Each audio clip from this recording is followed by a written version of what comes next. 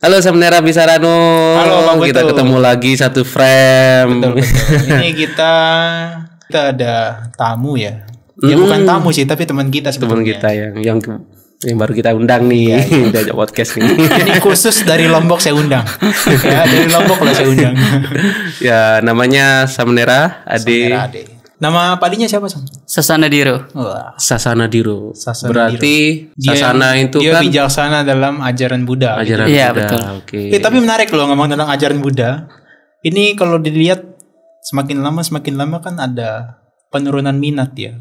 Terutama untuk orang yang mau masuk yang menyebarkan ajaran Buddhanya sebagai tokoh agamanya. Lihat nggak fenomena itu? Guru Gumbul sih. Ya, Pernah kan? tapi dia agak vulgar sih bilang agama Buddha akan hilang sih. Iya, gitu. Ya, tapi kita lihat sendiri kan fenomena kita di sini juga kelihatannya kok sedikit minat untuk jadi samanera atau jadi atasilani. Oh, itu salah satu indikatornya. Betul. Indikasi. Indikasi. Tapi menariknya samanera Ali ini dari Lombok ya. Heeh. Ini adalah salah satu daerah penyuplai samanera dan atasilani terbanyak loh sih. sebetulnya. Plus biku. Iya. Tapi mungkin kita tanya dulu kenapa dia menjadi samanera ya. Heeh. Supaya kita tahu lah backgroundnya. Iya, kalau saya ya jadi Samanera awalnya itu saya tidak ada minat untuk kuliah ya. Tidak ada minat untuk kuliah apalagi menjadi seorang Samanera ya. Karena sebelumnya saya kan kerja di Gili itu 2 tahun lah ya. Oh, sempat kerja sama dia. Iya. Enggak, maksudnya dia sebelum jadi samanera. Sebelum jadi Masa Samanera. dia jadi samanera kerja di Gili kan aneh. Boleh kan? Enggak boleh. Jadi setelah lulus dari SMK gitu saya kerja kan karena ngapain gitu kan kuliah. Karena di tempat saya dulu kan orang yang kuliah itu kerjanya sama di Gili gitu. Terus ngapain kuliah gitu. Akhirnya saya tidak tahu suatu ketika itu saya merasa pengen kuliah gitu. Karena melihat bahwa ijazah itu sangat penting sekali gitu untuk orang melamar pekerjaan gitu. Sedangkan menjadi seorang kadus saja butuh ijazah gitu. Iya. Dari hal tersebut akhirnya saya berpikir kuliah, tetapi kuliah itu tidak membebani orang tua gitu. Oh, itu poinnya. Iya, akhirnya saya cari tempat gitu di mana ya. Kebetulan di sini itu ada adimisan saya yang kuliah di sini. Nadila itu kan. Oh. Iya. Nadila. Jadi dulu kan jadi atasilani kan. Ya akhirnya saya memutuskan untuk kuliah di sini dan menjadi seorang samanera dan juga biar tahu gitu kan menjadi samanera itu seperti apa. Dan kebetulan pada waktu itu juga kan ada Pak Baja kan. Dan Pak Baja itu di Surabaya gitu kan. Salah satunya Samanera Bisarano juga ikut jadi pembimbing kan di sana kan. Ingat nggak? Hampir ingat. Dan ada Pak Baja itu kan ada programnya itu kan ke Borobudur kan. Ya. Wah, kesempatan ini. Oh. Akhirnya ya dari sana. Oh, dari sana. Ini saya agak nangkap sedikit, ada 1 unsur ikut-ikutan, 2 ada unsur Borobudurnya ini loh. Jalan-jalannya itu loh. Butuh ijazah ternyata. Butuh ya? ijazah. Iya. Oke. Kayaknya nggak Abdul kalau nggak tanya kenapa sebenarnya bisa. Kayaknya itu bagian itu skip ya. Kita langsung masuk ke topik umumnya, ke topik khususnya aja.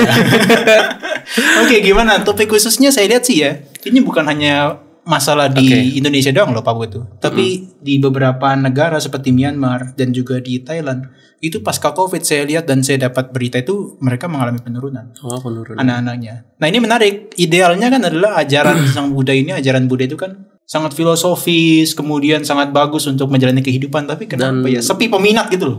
Sumber etika sih sebenarnya. Ya, tapi sepi peminat terutama bagi satu kaum muda. Tapi itu isu di Asia Tenggara, Sam. Tapi kalau di Barat, justru saya lihat dari beberapa jurnal itu mengalami peningkatan, terutama praktik meditasi mindfulness-nya. Ya, itu kan tapi masih perumah tangganya. Tapi untuk yang masuk ke dalam ranah Kehidupan biarawan, biarawan. itu yang sulit sih, Sulit kehidupan sih. biara. Padahal kalau misalnya kita lihat ya, kehidupan biarawan itu seksis loh. Iya, tapi Sangat sekali lagi nggak seksis. menarik. Kenapa ya nggak menarik ya? Misalnya kita ngelihat di samanya Palasuta kan udah dijelaskan sama Buddha toh. Iya, manfaatnya ya. Manfaatnya seperti apa? Terus apa yang didapat? Iya. Dan kontribusi kita seperti apa kan di sana gitu. Iya. Tapi kenapa ya? Justru mengalami penurunan minat gitu. Iya, ini menarik sih. Ya meskipun saya masih muda, tapi saya akan lebih tanya yang kamu lebih muda lagi kan. Tapi secara umur saya lebih muda loh Iya, sebetulnya. Saya lebih tua. Iya, lebih tua. Tapi Secara umur lebih tua. boleh lah oke. kita tanya kenapa ya maksudnya ya. lihat nggak? Oke. Apa sih yang bikin kehidupan semacam biara itu jadi kayak nggak menarik gitu? Kalau saya lihat sih mungkin ya kebebasannya itu nggak dapet kan. Bebas dalam arti bisa kemana-mana gitu. Iya, sedangkan kalau kita jadi seorang pabajag ini kan kita terbatas gitu kan, dan ada peraturan-peraturan yang memang harus ditaati gitu. Kita tidak bisa seperti perumah tangga karena sudah berbeda gitu pakaiannya, sehingga kan hal tersebut yang mungkin membuat semakin kesini itu orang-orang sudah tidak mau lagi gitu. Jarang gitu, bukan tidak mau tapi jarang gitu, sehingga kan hal ini yang membuat mungkin mulai ada penurunan lah menjadi seorang pabaja gitu, orang yang ikut menjadi seorang pabajita gitu. Tapi apa emang gak ada dari sisi background ya, maksudnya kayak latar belakang mereka? Contoh kalau ada orang kan yang misalnya, saya mau ke Dhamadipa atau ke Wihara di Batu hanya untuk kuliah lah, setelah itu saya nggak mau melanjutkan. Apakah memang di tempat misalnya di Lombok gitu ya, apakah ada unsur yang semacam itu fenomenanya? Nah ini hal yang menarik ini. Banyak orang yang takut gitu anaknya itu menjadi seorang samanera, takutnya nanti menjadi biku gitu, sehingga kan tidak bisa pulang ke rumah lah mereka takut. Padahal kan menjadi seorang biku kan bisa pulang ke rumah, menjadi seorang samanera pun bisa pulang ke rumah ya berkunjung gitu. Ya. Tapi mereka itu takut bahwa nanti anaknya ini lanjut gitu loh. Padahal kan sekedar kuliah saja kan bisa, setelah itu lepaskan menjadi seorang perumah tangga lagi kan bisa gitu. Oh, berarti faktor di belakang tuh faktor orang tua juga yang berkontribusi berarti ya. Iya, ada ini juga ya, intervensi dari orang tua ya, sedikit banyak ya. Tapi kalau dulu ya, saya pernah jadi samanera kan. Tuh, jadi biku juga. Jadi biku dong. Ya gitu. Memang kalau pengalaman saya itu pesan orang tua, kalau kamu sudah selesai jadi samanera, kamu lepas jubah aja. Nah itu. Begitu loh. Jadi selama kuliah, perkuliahan sebagai seorang samanera itu, ya target mereka nanti memang lepas jubah gitu loh. Itu salah satunya. Tapi apakah itu hal yang negatif? Ya kan juga enggak, Sam. Coba bagaimana samanera? Kalau menurut saya di Indonesia mungkin nggak negatif, tapi di beberapa culture seperti di Myanmar dan Sri Lanka tuh sangat negatif loh. Orang yang sudah, maaf ya mungkin beberapa, orang yang sudah lepas jubah, mereka kebanyakan nggak punya skill dan juga konteksnya semacam soft skill untuk mereka berbisnis atau mereka berusaha. Sehingga boleh dikatakan 80 ke atas mereka akan gagal sebagai perumah tangga. Ketika dia sudah jadi biku, apalagi dalam jangka atau long term gitu, jangka waktu yang panjang. Oh, long term. Kalau di Indonesia mungkin karena dibekali dengan pendidikan umum gitu kan ya. Orang-orang bisa kuliah S1, S2, S3. Mungkin setelah dia kembali ke sebagai perumah tangga, mungkin dia lebih bisa berkarir. Tapi kalau di luar negeri itu sangat negatif. Oh, berarti kebanyakan mereka itu tidak bersekolah seperti kita gitu loh. Iya, bisa jadi karena kan mereka kebanyakan pendidikan monastik. Pendidikan monastik. Yang akademiknya, kalau tidak salah Sri Lanka itu. Sri Lanka yang kayak di universitasnya begitu ya. Iya. Nah kebanyakan orang dari luar. Tapi emang saya dengar ya dari Bantisan itu ya gitu ya. Mereka yang lepas jubah, yang orang-orang Sri Lanka lepas jubah itu cenderung memang diacuhkan gitu loh. Diacuhkan kan, maksudnya kayak betul. kayak sebagai biku dia punya privilege-nya tinggi sekali, tapi begitu lepas kayak jatuh gitu loh harganya. Iya. Value-nya kayak udah hilang gitu. Betul. Itu sih dengar cerita sih. Tapi kalau misalnya di Indonesia ya, kayaknya ya tadi pertama adalah faktor orang tua tadi sih. Iya. Memang besar itu untuk mengintervensi anak-anaknya untuk ya setelah jadi samanera begitu lepas gitu. Apalagi yang perempuan diharapkan sekali untuk lepas jubah itu malah. Tapi tetap kan banyak atas ini yang dari Lombok juga kan ya. Mereka juga gimana tuh? Pernah ada sharing cerita nggak? Saya belum pernah tanya sih kalau hal tersebut sih. Karena ya selama ini kayaknya untuk kuliah dan menjadi atas ini kayaknya memang untuk mengurangi beban orang tua juga sih kayaknya ya. Gitu. Iya. Memang kita ini beban orang tua kali ya. Justru enggak dong. Kalau kita misalnya pengen kuliah dan nggak punya biaya kan, dalam konteks nggak punya biaya, tapi kita punya kemauan, motivasi, meskipun dan jalurnya itu memang satu-satunya jalur yang kita lihat dulu di kampung itu adalah ya jadi samanera kan gitu. Dan itu merupakan akses bagi kita, bagi kurang mampu untuk mensekolahkan anaknya di universitas begitu loh, nggak masalah sebenarnya. Iya. Apapun motivasi mereka dan lain sebagainya. Tapi kan kalau menurutku ya Sam ya, itu akses mungkin satu-satunya akses yang kita bisa ambil untuk memperbaiki nasib gitu loh. Kalau di konteks itu ya. Iya, justru ya. Kalau ini benar apa enggak ya?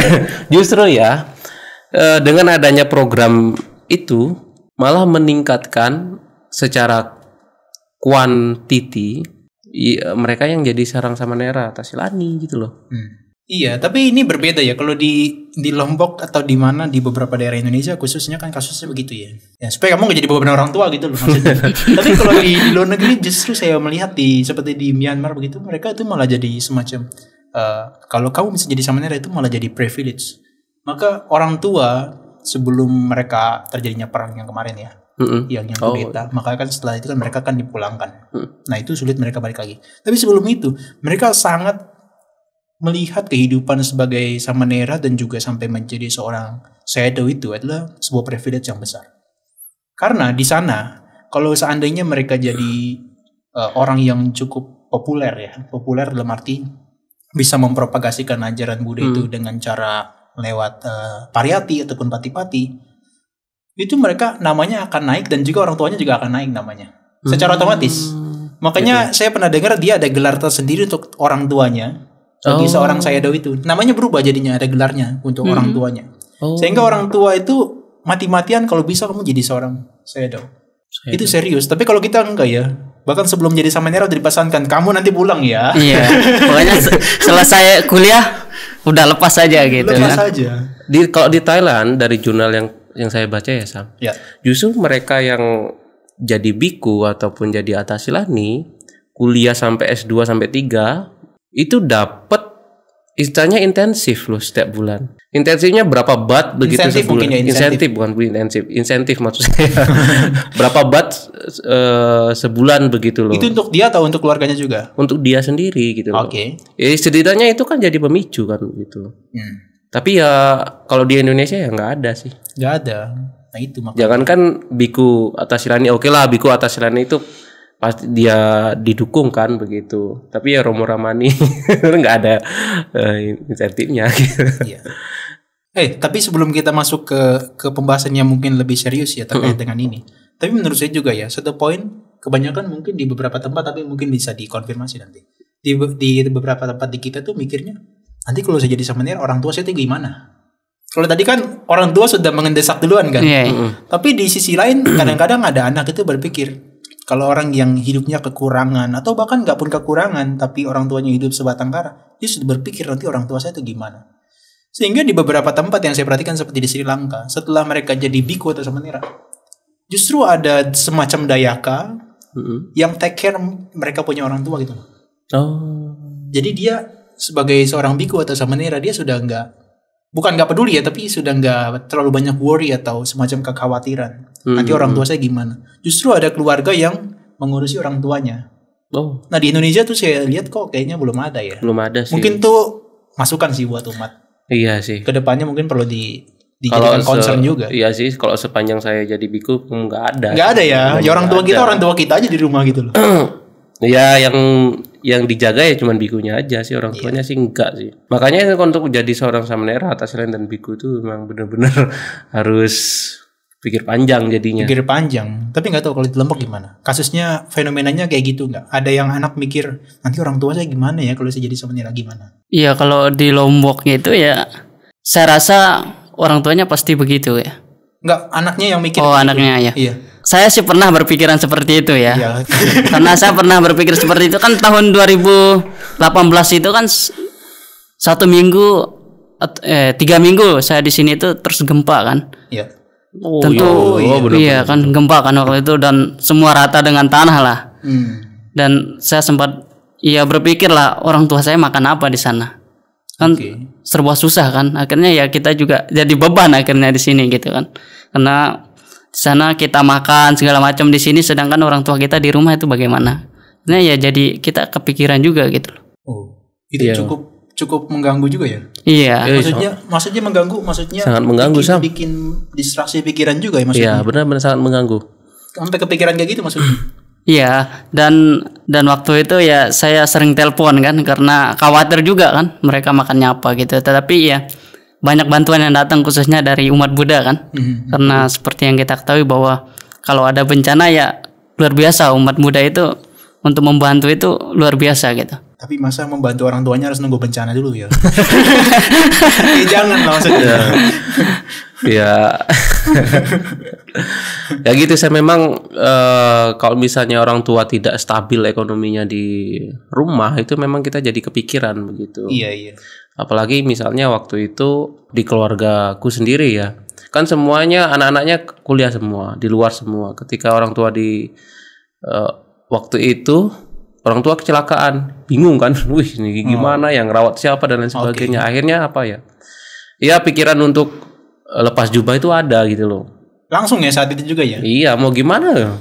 Itu musibah kecelakaan, tapi di luar itu sih enggak. Tapi orang tua untungnya waktu itu support, ya terus aja lanjut, nggak. Di sini orang tua santai aja kok itu. Ya udahlah. Jadi akhirnya oke gitu. Memang harus dari pemahaman orang tua juga sendiri sih yang harus mensupport anaknya juga sih jadi seorang panti. Iya sih, kan kadang-kadang orang tua itu ya, walaupun ada apa gitu hal yang sulit di rumah itu mereka tuh tidak mau cerita karena takut anaknya terbebani atau pikiran gitu. Kalau mereka tuh sakit gitu kan. Kalau nggak ngomong nanti mereka meninggal kita nggak tahu kabar, pusing kan. Iya. Itu faktor ya katakan orang tua loh ya Sam ya. Tapi faktor di luar itu juga banyak sih Sam yang mempengaruhi Sam. Banyak sih, saya malah lihat sekarang yang justru sangat disruptif itu adalah teknologi loh. Ya. Teknologi yang konteksnya semacam mobile phone gitu itu cukup disruptif loh. Terutama saya kaget pertama kali saya ke luar negeri ke Myanmar saat itu kan. Saya lihat mereka sama Nena lagi main game. lagi semacam ini loh apa kayak war gitu ya. Sama Nena di pojok gitu rame-rame main game. Terus saya tanya saya dunia, oh itu udah biasa di sini. Kalau nggak salah kan 2 tahun lalu ada para Thailand ya, Thailand menang turnamen ya. Turnamen kan gitu. Oh itu benar ya? Bener, ada beritanya kok. Tapi jangan dibikin ya di sini. Sibuk main game. Sebenarnya main game itu boleh apa enggak sih? Ya nggak boleh toh kan seharusnya kan. Ya nggak boleh toh main game. Ini bahaya nih kalau saya ngomong nanti malah diikutin yang lain ya. Tapi menurut saya kalau bisa dihindari sih. Karena efek ketagihannya itu yang nggak bisa lepas. Saya dulu sebelum menjadi samenera saya sering main game juga. Itu 3 hari 2 malam saya bisa stay di situ. Ya hanya untuk makan dan mandi aja. Tapi setelah jadi samenera saya nggak nyentuh game sama sekali. Mungkin udah bosan ya. Iya makanya ya kita nggak boleh. Maksudnya kita nggak harus ngomong menghindari gitu. Ya hati-hati loh didengarin sama yang lain. Nggak boleh harus gitu. Nanti kalau misalnya kita harus menghindari, berarti ini kalau nggak bisa terhindar kita boleh dong main game gitu. Karena kan ada, kayak kalau tidak salah itu di peraturan itu kan memang ada tingkah laku buruk, salah satunya main catur. Iya. Anacara itu ya? Iya anacara. Main catur kan? Main catur Salah satunya main voli, main bola, main game harus dimasukkan tuh kayaknya itu. Mungkin harus tambahkan ya aturannya. Harus main Mobile Legends gitu-gitu ya. Karena dulu memang belum ada ya, makanya nggak dimasukin. Oh, berarti itu cara ngelesnya sama Nero ya. Games kan dulu ada. Bahkan menggelitik pun kayaknya nggak boleh. Iya, menggelitik kemudian semacam kayak main lari-larian juga nggak boleh. Ngecomblangin. Ngecomblangin sih, ya udah termasuk buruk sih ya. Pelanggaran itu nggak boleh. Ya tadi benar sih, teknologi itu memang harus di manage. Tapi balik lagi masalahnya ini sudah jadi semacam kayak opium gitu loh maksudnya. Udah ketagihan, udah terlanjur karena sudah masuk dari sejak bahkan mungkin 2015 kali ya. 2015-an atau 2011-an udah masuk kali ya game-game itu ya. Gencar-gencarnya Android kan gua.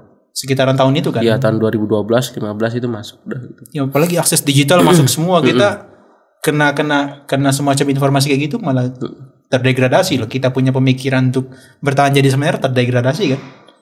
Iya, ya lagi-lagi apa yang harus dilakukan? Oh iya, oke. Itu kayaknya pertanyaan untuk Samonera berdua deh. Tapi salah nggak kalau kita dengan teknologi yang saat ini kan berkembang banget kan, segala sesuatu itu dimudahkan. Salah nggak kalau kita gunain ini? Terlalu muluk-muluk sih. Sebagai Samonera. Harus to the point sih, karena terlalu banyak yang diloskan. Awalnya sangat idealis, tapi belakangnya ya mengajar juga populisnya ya. Maksudnya ya sudah terseret juga dengan arus. Contohnya ya, oh saya punya laptop ini ya cuma untuk ngetik kok. Besok dia download TikTok sudah. Iya kan? Besok dia download TikTok, kemudian dia download game-game online segala macam. Ya awalnya idealis mikirnya. Tapi kalau misalnya yang positif ya boleh aja. Ya seharusnya kan yang positif kan seharusnya begitu. Tapi emang kalau dilihat ya, ini kan tergantung dari masing-masing orang kan mau bagaimana. Iya, tapi kalau diperhatikan coba deh, Papu itu mungkin tahu ya, di 2015 itu kan belum gencar sekali di tempat kita ini ya. Belum. Hanya aja karena kita tuh terdesak dengan penggunaan teknologi di kampus, ya kan? Betul. Membuat mahasiswa atau bahkan seakan-akan ada kewajiban mahasiswa untuk membawa gadget atau laptop ke kampus. Sehingga mereka semua harus memiliki satu device satu orang. Itu kan kayaknya di 2015-an itu ya, baru dia mulai gencar ya. Iya memang. Tapi kan kita nggak bisa menahan itu juga gitu loh. Walaupun kita misalnya device itu kan namanya zaman terus berubah kan, teknologi terus berkembang. Kita nggak bisa menahan itu gitu. Kalau misalnya kita menahan itu, takutnya nggak perkembangan kita untuk teknologi itu nggak cepat gitu sama era juga sama kan. Makanya posisi yang agak sulit itu nanti dipertimbangkan adalah sebagai statusnya sebagai seorang samanera dan statusnya sebagai seorang mahasiswa. Itu gitu poinnya juga. Jadi nah masalah. Ini kan dulu tuh jadi perdebatan juga ini loh. Di atas juga jadi perdebatan. Atas mana? Di atas. Gawat kalau disebut. Sebenarnya atas ini boleh apa enggak bawa laptop sama HP kan dulu kan gitu. Akhirnya ya dengan alasan bahwa kita tidak bisa men-stop perkembangan zaman, akhirnya ya diperbolehkan begitu. Ya sekarang bagaimana ya katanya kontrol tadi. Kontrol dari diri kita sendiri kayaknya gitu deh Sam. Iya, tapi mungkin tanya sama Nerani ya tadi ya.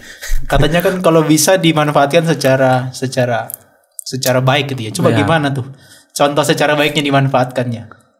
Iya, kalau saya ya yang tentunya dan juga kuliah juga ya, kalau tidak memakai gadget dan segala macam tentu kan kesusahan kan. Oke. Hal tersebut kan. Masih positif. Iya, tapi kan hal tersebut mungkin perlu kontrol juga dari diri kita sendiri gitu. Jangan sampai kecanduan lah sampai berjam-jam gitu kan bahaya juga kan. Bagi kesehatan juga kan, bukan hanya buat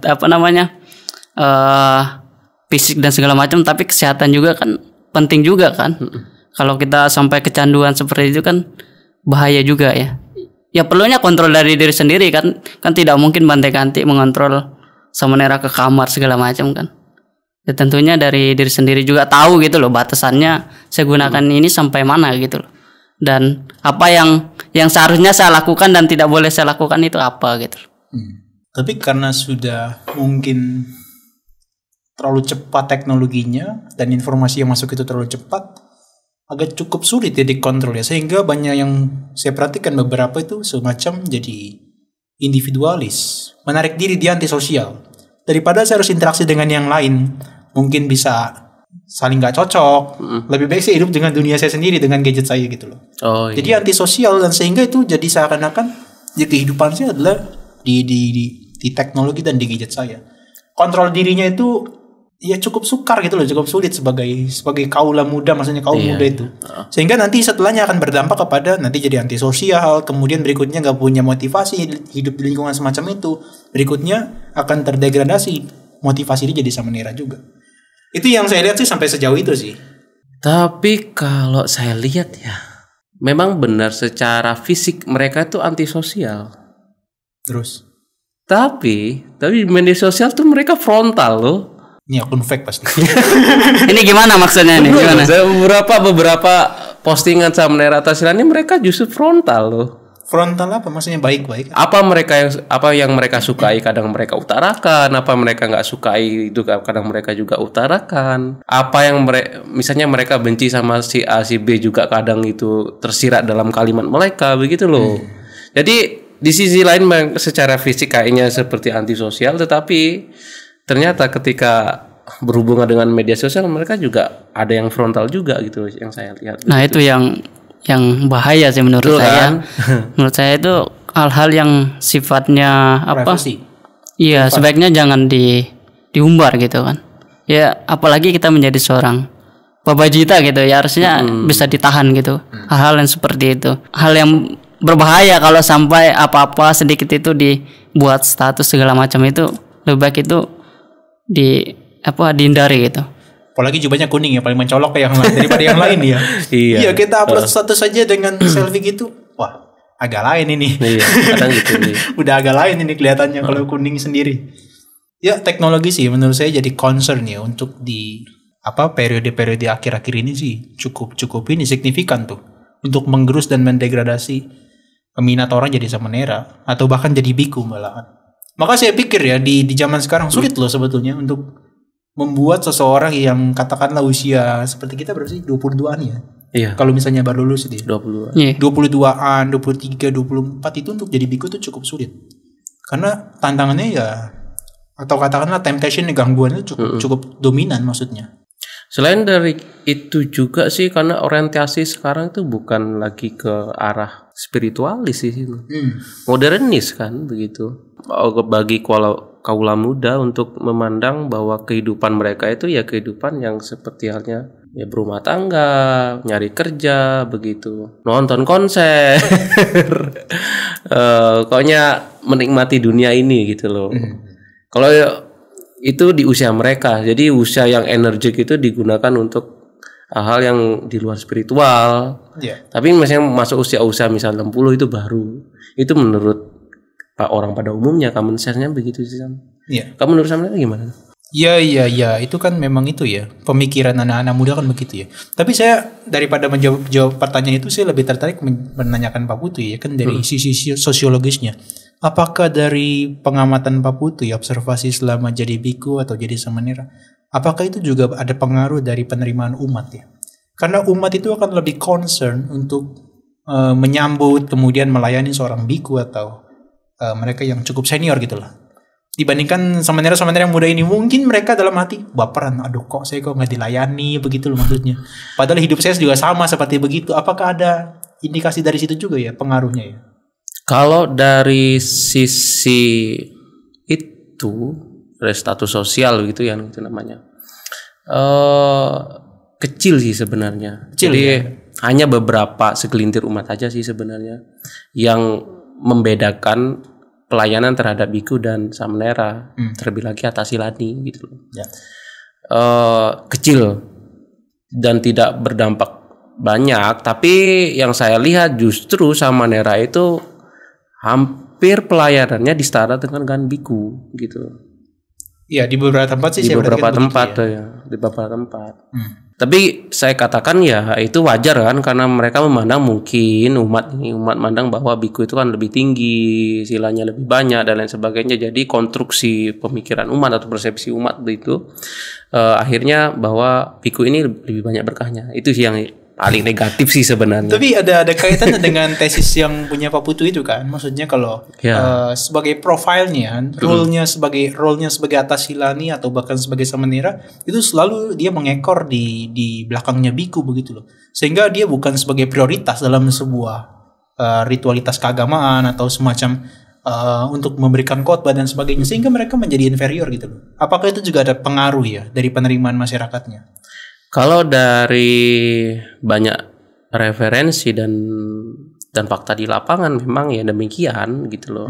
Jadi struktur sosial yang ada di Buddhis bahkan juga dimanapun begitu ya, itu akan mengkondisikan salah satu kelompok itu merasa inferior gitu loh.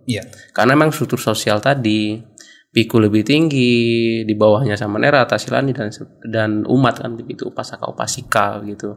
Jadi itu salah satu yang membuat terkadang itu ada diskriminasi sosial di sana. Diskriminasinya ya. Iya. Diskriminasi sosialnya di sana ada gitu. Terutama mungkin yang lebih merasakan itu justru Atasilani sih. Kalau samanera enggak ya? Tapi enggak tahu. Samanera enggak terlalu sih. Dari samanera ada apa sih kira-kira yang selama jadi samanera gitu ya, yang jadi hambatan untuk memicu gitu loh, motivasi untuk satu katakanlah bertahan, dua untuk maju melangkah sebagai biku begitu loh. Apa kira-kira yang menghambat? Kalau saya melihat sih mungkin pertama tuh dari orang tua ya. Orang tua lagi. Setuju apa enggak Kak, orang tuanya? Oke, orang tuanya ya. Terus Setuju kedua apa itu dari dirinya sendiri gitu. Bisa enggak? Karena itu kan tergantung dari dirinya sendiri juga kan. Bisa enggak saya nantinya bertahan sejauh ini? Kalau enggak kan apakah saya menjadi cuma sebentar saja? Apakah saya bisa lanjut gitu kan? Padahal 4 tahun juga ya di sini ya. Iya, tapi kan belum tentu karena ada tanggung jawab yang besar yang harus dijalankan. Pertama adalah tanggung jawab moral gitu. Tanggung jawab moral itu kan kalau di masyarakat kan memang sangat penting sekali kan. Ya. Tanggung jawab kita segala tingkah laku itu kan diawasin kan kita. Oh, iya. Kalau sampai melakukan hal yang buruk sekecil saja itu sudah jadi omongan itu di mana-mana dan cepat menyebar sekali kan. Kedua mata daging aja belum cukup ya, pakai Iya. kedua mata kamera ya. Dan itu CCTV dan sebagainya tetap ada ya. Tanggung jawab moral itu kan, dan kedua adalah bagaimana tanggung jawab kita terhadap masyarakat. Mampu tidak untuk menjalankan gitu. Karena di masyarakat kan harus ini itu kan harus kita layani kan. Kalau sampai bayangkan saja kalau kita diundang gitu dan kita menolak kan, dan kita ke wihara si A dan kita menolak si wihara si B kan, tentu itu juga menjadi konflik ya. Iya, Sam ya. di masyarakat. Oke. Tapi itu adalah masih eksternal ya. Kemarin saya ketemu satu samanera, dia ada di Batam sekarang, dia bilang ke saya, dia baru lulus yang sekarang. Dia bilang saya sudah 3 bulan di satu daerah dan itu saya bosan banget itu tadi. Terus sekarang dia pindah di Batam selama sebulan. Saya tanya apa problemnya? Sebetulnya di awal tanya saya, kenapa sama Nero aku nggak pernah bosan gitu loh. Terus saya tertarik, ini anak pasti lagi bosan nih. Terus dia akhirnya cerita, iya, saya pengabdian ini berbalik banget keadaannya dengan saya selama di PDA. Di PDA tuh saya ketemu teman-teman saya. Sekarang saya sendirian, betul-betul sendirian. 3 bulan tuh dia sendirian. Bahkan umat itu ke wihara itu hanya hari Minggu, tok. Iya. Dan dia katanya tidak pernah diajak keluar gitu loh, maksudnya untuk bukan sightseeing ya. Kayak lihat-lihat, bukan, maksudnya ya untuk dikenalkan lah ada di daerah mana gitu loh, untuk ada pembinaan. Itu jarang sekali di situ, sehingga dia sangat jenuh loh 3 bulan. Nah itu jadi concern juga yang bagi kaum muda, sementara mereka di luar sana menikmati hidup bersama teman-teman atau setidaknya dengan keluarga yang seumuran ya. Tapi di sini dia harus benar-benar menyendiri. Ya kalau saya ngomong nanti saya ngomong secara idealis ke dia. Secara ideal. Ya kan udah latihan 4 tahun begitu. Misalnya kalau ngomong secara ideal, udah latihan 4 tahun kan harus bisa dong hidup sendiri. Tapi faktanya meskipun sudah 4 tahun dia latihan ya sebagai samanera di sini, tapi untuk mengatasi kesendirian tuh jadi polemik yang cukup besar juga loh. Kadang-kadang juga kalau saya nggak ada program-program yang menyibukkan saya ya, seperti ada meditasi, kemudian ada bikin podcast dan sebagainya, kadang-kadang sendiri itu juga menjenuhkan loh. Jadi beban pikiran ya. Iya, bukan hanya beban pikiran kita jadi main lah pokoknya. Itu kan pasti kan ada tuh ya kan, dari kesendirian muncul seperti mau ngapain nih kalau tidak ada kegiatan itu ya. Kalau nggak ada kegiatan, betul ya. Kalau misalnya sama Nera Ade kan kita kan kuliah kan ya. Iya. Ya setidaknya ada tugas yang dikerjakan gitu loh, atau setidaknya bantu di SAB. Tapi mereka yang jarang ada kunjungan dari umat atau program-program atau kegiatan dari umat, itu cukup signifikan loh, untuk rasa jenuhnya tuh lebih memuncak. Iya, terkadang gini Sam. Terkadang umat juga kurang bahwa samanera itu butuh aktivitas lain gitu loh selain ceramah gitu. Oh maaf ya umat ya, saya bukan protes ya. Ini Pak Butuh. Iya benar-benar, karena butuh aktivitas lain untuk doing something gitu loh. Selain ceramah, selain meditasi, selain dan lain sebagainya begitu. Jadi terkadang juga umat itu malu-malu nanya Bante itu, Bante mau apa gitu loh. Terkadang itu malu loh Sam di luar sana. Dan beberapa umat juga ya yang saya pernah temui di daerah pembinaan juga ya ada yang nggak care juga begitu loh dengan samanera atau dengan Bante begitu, ada yang nggak care juga. Jadi emang benar praktek kehidupan sebagai seorang babijita yang paling berat itu sebenarnya kesepian gitu. Iya. Sepi itu tadi. Iya. Karena ya gimana ya, kalau misalnya di PDA kan bisa ketemu tiap hari kan begitu. Iya, banyak orang lah, banyak temen begitu. Tapi kalau di daerah pembinaan kita mau ketemu siapa kan orang baru semua, mau kemana juga nggak tahu ini mau seperti apa dan lain sebagainya. Tapi makanya dari itu jadi seorang samanera, tasilani, biku itu nggak mudah juga. Gak mudah sih. Karena banyak yang mikir jadi samanera tasilani itu mudah gitu loh. Iya. Makan tinggal Bener makan nggak gitu sih? kan. Iya. Paradigmanya kan gitu. Iya. Kan ya. Kan Makan udah cukup. iya, sama udah dia. disokong segala macam, nggak perlu kerja segala macam kan. Oh, kelihatannya mudah ya. Padahal di dalamnya itu loh. Iya, nanti ini tolong frame-nya di sini aja ya. Jangan saya yang di. Padahal umat itu loh senang kalau ada samanera atas laninya, para bikunya itu senang loh berkunjung ke tempat itu. Tetapi apa namanya, untuk merelakan untuk anaknya untuk menjadi seorang babajita itu tidak mau. Oh iya, betul. Saya pernah dapat cerita juga tuh. Bahagia ketika anak orang lain jadi biku. Iya. Tapi menderita ketika Anaknya jadi biku. sendiri jadi biku. Kayaknya jangan bahas orang tua lu deh. Orang tua mulu deh. Kualat nanti kayaknya kita ya. Tapi mungkin gini ya. Ini balik lagi. Tadi Pak Putu bilang ajaran agama Buddha tuh apa? Dalam tanda kutip seksi. Maksudnya adalah di dalam secara idealismenya kan cukup bagus ya untuk tujuan dan juga goalsnya ya. Iya. Sampai endingnya adalah kita bisa realisasi yang namanya akhir daripada kehidupan ini kan. Nah begini ya, kita nggak usah muluk-muluk sampai sana. Saya mau tanya dulu dah dari Pak Putu dan juga Samanera Ade. Aduh, tanya apa? Kira-kira untuk sampai menjadi umat Buddha yang berkecimpung sebagai seorang samanera ataupun biku ya Pak Putu ya. Emang apa sih sebetulnya yang ingin diperoleh gitu loh? Yang paling dasar sekali yang pengen dicapai dulunya. Jangan bilang hidup berkesadaran, itu terlalu template ya. Gimana caranya lepas dari penderitaan sih Sam sebenarnya? Faktanya? Lepas dari penderitaan. Tapi faktanya ketika jadi biku ya nggak juga lepas dari penderitaan gitu loh.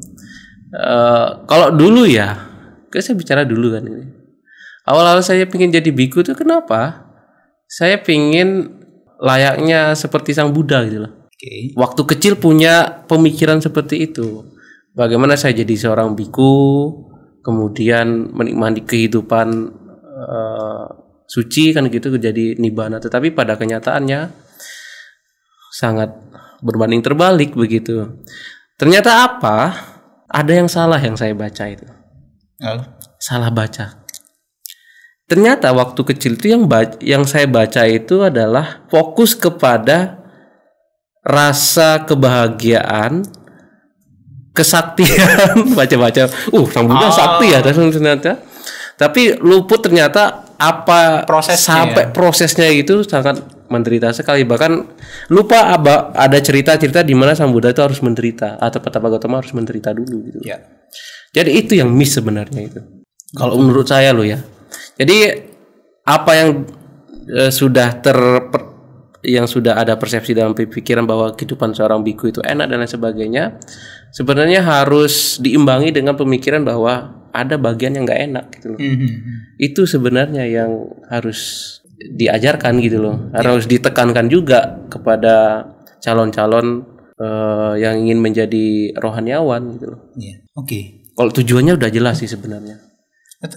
Nibbana gitu kan. Iya. Itu aja kan. Jelas. Tapi saya mau balik yang lebih konkret barangkali yang ke ini ya, di Lombok. Kan saya tahu ya demografi di Lombok, saya kan pernah tinggal 4 bulan. Kira-kira apa? Maksudnya jadi samanera tuh apa sih goalsnya pengen dicapai gitu loh maksudnya. Saya pengen tahu ini nih sebetulnya nih supaya saya bermanfaat di tempat saya. Tapi begini, faktanya saya pernah dapat ini penjelasan. Umat-umat di sini tuh lebih senang kerja dibandingkan belajar dhamma. Ayo. Ini problem loh. Kita belajar mati-matian nih sebagai samanera nih. Kita berharap bisa ditumpahkan ilmunya ke mereka. Tapi mereka sendiri di sana sampai ada yang bilang begitu ke saya langsung. Di sini nggak senang umatnya kalau belajar dhamma, apalagi terlalu yang mendalam. Justru mereka senangnya kerja. Gimana? Iya, kalau hal tersebut saya kurang tahu ya. Tapi kalau dari diri saya sendiri ya, kenapa menjadi seorang samanera, saya nggak muluk-muluk ya. Berharap bahwa kita tuh bisa mengontrol segala sesuatu seperti tingkah laku gitu kan. Karena saya yakin setelah menjadi seorang pabajita, pasti saya yakin itu pasti berbeda setelah lepas. Apa yang konkret kira-kira? dulu perokok jadi nggak ngerokok, apa kayak gitu misalnya? Mungkin lebih bisa mengontrol diri sih, maksudnya mungkin yang dulunya perilaku dan segala macamnya itu mungkin kurang bagus, mungkin menjadi lebih bagus gitu. Saya sih nggak muluk-muluk ya untuk hal tersebut, karena ya untuk menjadi seorang pabajita itu pasti ada hal yang membuat kita pasti berubah gitu. Yakin? Nah itu Soalnya saya saya perhatikan benar-benar berubah tuh penampilannya maksudnya. Lepas jubah. Oh, bukan lepas jubahnya. Apanya? Convert agama. Oh. Ada kan Konversi yang agama. Iya, convert kan? Itu tapi sih terlalu ekstrim. ya mungkin itu ya Tapi urusan kalau- dia lah itulah. Iya. Tapi menurut saya loh Sam, beda budaya sih sebenarnya. Jadi kebudayaan di desa itu adalah nggak mencap, bukan jelek, tapi mereka lebih banyak aktivitasnya itu fisik gitu loh. Ya. Dan jarang aktivitasnya untuk mikir gitu. Jadi perubahan itu juga atau budaya itu juga yang mempengaruhi umat-umat di sana. Lebih baik saya bersih-bersih wihara ketimbang saya harus meditasi, ketimbang saya harus dengerin dharma sampai 1 jam begitu loh.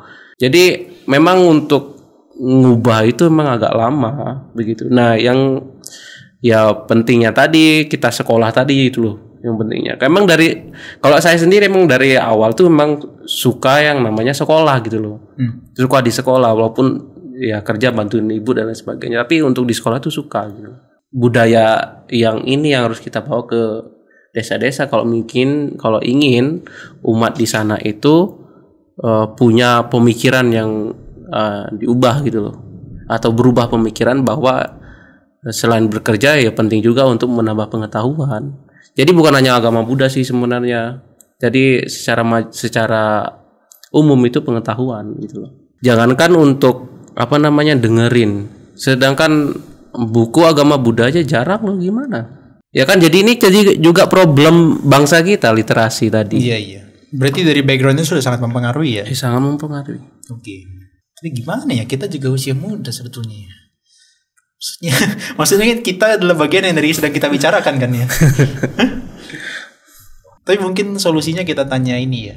Kita tanya ke diri sendiri atau harus gimana ini? Kayaknya tanya diri sendiri. Tapi kalau misalnya tanya ke kita yang sudah menjalani budaya yang sudah berbeda, itu pasti akan paham bahwa apa yang harus kita lakukan kalau misalnya terjun ke daerah. Ya sekali lagi untuk mengubah persepsi masyarakat agar punya pemikiran bahwa ini anak saya akan saya arahkan menjadi seorang samanera, sama atasilani ataupun biku, itu memang harus punya program kerja yang cukup panjang gitu loh. Itu dari otoritas atau dari kita sendiri? Otoritas itu maksud saya seperti dari sangga misalnya. Ya kalau masalah bicara tentang itu ya semua elemen. Semua elemen mas. Nggak bisa satu orang. Oke. Atau satu komunitas begitu. Terkadang yang dari atas pun kurang bisa melihat kontekstualnya. Yang di bawah, yang di grassroots juga mereka boro-boro mikir untuk perkembangan agama Buddha, pengetahuan dan lain sebagainya, mikirin perut aja susah apalagi mikirin yang lain gitu loh. Oke. Makanya dari itu ya top down bottom up itu emang harus saling bersinergi ya. Sinergi dan paralel satu persatu gitu harus dikerjakan gitu loh. Ya tadi yang seperti kita udah bicarakan, karena lihat minatnya semakin turun, kemudian juga ya distraksi itu sudah semakin terlalu banyak begitu loh. Kira-kira apa yang kita bisa lakukan ya? Tapi ini loh. Siapa dulu nih? Tapi ini loh samanera. Apa? Mungkin kalau jangka waktu yang panjang menjadi seorang samanera mungkin berat ya bagi sebagian orang di luar sana. Tetapi kemarin itu kan ada yang program Pabaja kan. Dan dari Lombok itu banyak banget yang ikut. 50-an lebih. Kemana? Yang di Borobudur itu. Oh, oke. Karena itu Pabaja kan cuma beberapa hari ya kan. Dan saya rasa wah ini luar biasa gitu kan. Sedangkan selama ini kan belum pernah lihat kan. Dan itu sampai puluhan orang, bahkan orang yang sudah tua loh ikut. Orang yang sudah menikah segala macam. Karena mungkin cuma beberapa hari ya. Kalau dalam waktu yang lama mungkin banyak orang yang nggak minat lah. Dan yang kedua itu karena ke Borobudur juga ya. Sehingga iya, poinnya itu ya karena selebrasinya itu ya. Maksudnya itu diselebrasikannya, seremoninya tuh dilakukan secara Masif. wah gitu loh. Wah. iya. Contohnya apa ya? 1000 Semanera sekaligus. Iya, Itu kan masif kan? masif. Kalau kita kan di tempat-tempat kita kan 20, 30, tapi ada di beberapa tempat kan. Mungkin karena 1000, wah selebrasinya tuh kelihatan seakan-akan gede. Berarti apa perlu narasinya kita ubah gitu ya? Tetapi kan selama ini kan sudah ada kan programnya yang berapa minggu gitu kan, dan itu kan diikuti oleh banyak Samanera juga kan. Walaupun itu di wihara masing-masing, tapi kan setelah itu kan mereka ke Borobudur kan untuk ikut bersama-sama Jawa kan. Tengah, Jawa Timur itu ya. Iya. Tapi kalau dari sisi saya pribadi ya, kita memang perlu harus melakukan seremoni yang wah gitu. Itu poinnya. Apakah harus kayak gitu ya? Narasinya tuh harus dibikin semacam wah supaya orang-orang akan melek. Oh, ya setidaknya gimmicknya ada lah. Iya. Maksudnya ya gimmicknya lah. Kita Kalau ciptakan gimmick gitu. ada dramaturginya. Jadi depan itu apa seperti yang kita tampilkan gitu. Jadi untuk memicu saja sebenarnya. Memicu sih. aja ya. Ya penting itu sih untuk memicu. Tapi sampai 50 loh tadi. Itu banyak banget. Itu Iya. berapa bis gitu yang ikut. Dan saya juga kaget gitu loh melihat. Itu deh. Banyak banget yang ikut gitu loh. Iya kan? Karena selama ini belum pernah ada gitu loh. Tapi kalau di PDA sih nggak mungkin sih ya 1000 ya. Tempatnya nggak cukup. Iya. Apa kira-kira ya? Nanti itu yang beda mikirnya. Tapi benar loh. Maksudnya ya di luar daripada sesuatu yang mungkin adalah strategical gitu ya maksudnya dari diri sendiri dan sebagainya. Tapi mungkin narasi yang wah dalam bentuk selebrasi itu penting loh. Maksudnya ya ciptakan gimmick untuk lihat ada appearance di luar yang menarik orang untuk masuk juga. Karena selama ini kalau strateginya cukup konservatif aja, orang tuh jarang ada yang berminat. Apalagi ditambah narasi dari luar. Jualannya kali ya. Ya itu jualannya secara promosinya. Apalagi narasi dari luar. Wah kamu jadi biku udah nggak bisa ngapa-ngapain. Gitu kan. Iya. Itu semakin orang menarik diri. Wah nantilah tunggu saya usia 60, 65 baru saya ke sana. Nah malah sekarang dibuat aturan 60 nggak boleh jadi biku. Nah mereka semakin ketutup dah celahnya sana sini. Sementara usia sebelum 60 kan mereka mau menikmati kehidupan dulu. Makanya Iya, mungkin yang betul-betul. sementara lebih menarik mungkin. Emang lebih menarik. Tapi secara apa namanya di permukaan aja sih sebenarnya kan gitu. Tapi kalau secara dalamnya tahu sendiri kan gitu. Tapi di ini ya negara-negara Buddhis itu kan wajib kan menjadi seorang pabajita dulu kan baru boleh menikah kan. Oh iya, untuk prasyarat ya. Oh, apakah Mau dibikin program Pabajita itu sebagai syarat pernikahan? begini ya. Kalau Thailand itu kan mostly dia 85 sampai 90% populasinya kan jadi Buddhis ya. Kita ini jangan main-main ya. Ini 1% aja cukup sulit loh. Saya khawatirnya dibikin program gitu malah pada lari semua. Ada sulit di Buddhis itu. Apa aja dulu 2 minggu baru bisa menikah. Udah nyari pasangan sulit, langka. Syaratnya juga sulit. Mendingan gue kabur. Cari rumput tetangga yang lebih hijau gitu.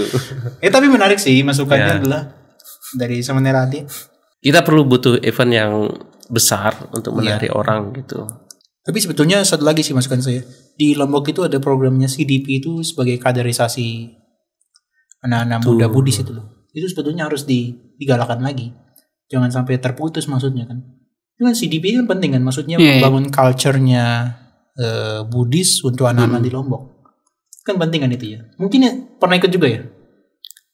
Jujur saya belum pernah karena itu kan programnya kan anak-anak. Iya, sedangkan saya sudah belum pernah ikut ya? Belum pernah ikut sih. Tetapi yang saya lihat adalah dari CDP itu adalah banyak dari wihara-wihara itu yang meminta untuk adik-adik sekolah minggu itu untuk ikut gitu.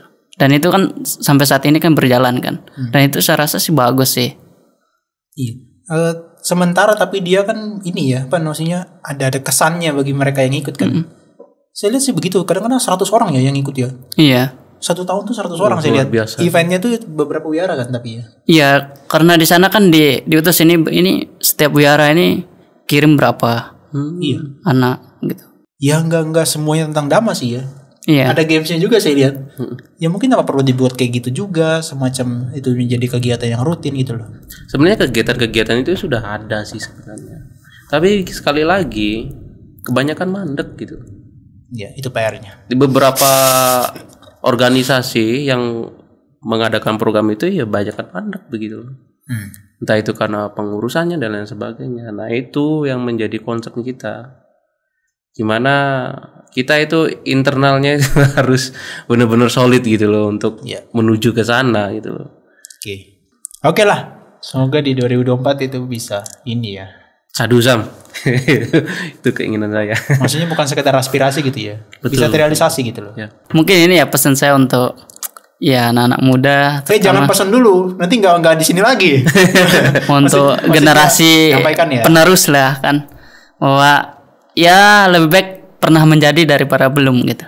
Saya rasa menjadi seorang pabajita ya walaupun seminggu 2 minggu mungkin boleh dicoba gitu. Di luar sana yang pengen kuliah dan tidak ada biaya ekonomi yang kurang gitu kan bisa kuliah di STB Kertarajasa gitu. Dan apalagi menjadi seorang pabajita semua ditanggung gitu kan. Mungkin ya cuma beli kuota aja, tapi kalau mau ya di STB kan ada wifi-nya 24 jam kan. Benar sih, saya setuju. Saya pikir cukup lah ya, kita bahas sampai situ aja dulu. Oke. Semoga nih ya propagasi Buddhis dan juga bahkan kita sebagai Buddhisnya tuh bisa terus grow up lah ya, bisa terus meningkat lah dari waktu ke waktu. Yang nggak mandek terus gitu. Karena saya dari dulu tuh betul-betul jadi pemikiran selalu, kenapa ya kok bikunya cuma 100? Ya sekali lagi mungkin nanti ada yang bilang nanti ujung-ujungnya kamu sendiri gak jadi biku kok. Tapi saya mikirnya kenapa ya kok cuma 100 gitu loh. Ya, oke lah. Terima kasih ya. Oke.